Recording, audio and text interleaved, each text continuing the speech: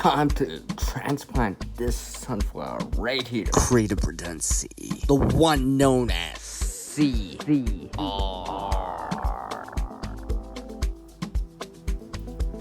So the first thing I had to do was make this hole first, and I had to make sure it was deep enough. And I'm doing this before it rains, but the ground's actually already wet because it already rained. And I got it out here using this stick to push it out. It wasn't my best, but hopefully it'll work. Hopefully it'll still grow and all that stuff as I put it into the ground now. Literally getting my hands dirty here. Literally, you could see there's mud over my hands right now while I'm doing this. And now basically what I'm doing here is just filling in the gaps on the side around the perimeter of the circle that I made for the hole. And basically using that stick and just pushing some dirt and some soil around it. And gently pushing it down, very gently.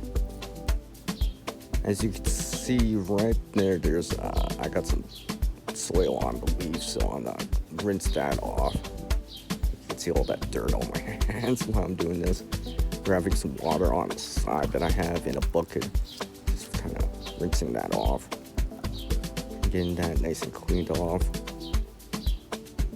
Now I'm basically putting in some sticks at the moment as mulch. And just kind of layering them in. I'll probably add in some more sticks in here as time goes on, but basically I'll do this for now just to get this started. So there's some mulch.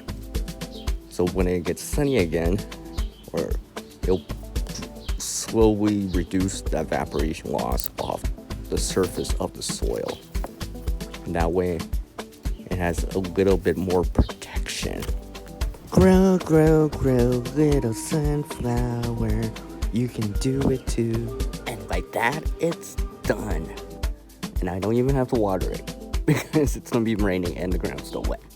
As our world changes, we can adapt too. Skill and knowledge get better with practice. Can't help everyone, but one can help someone.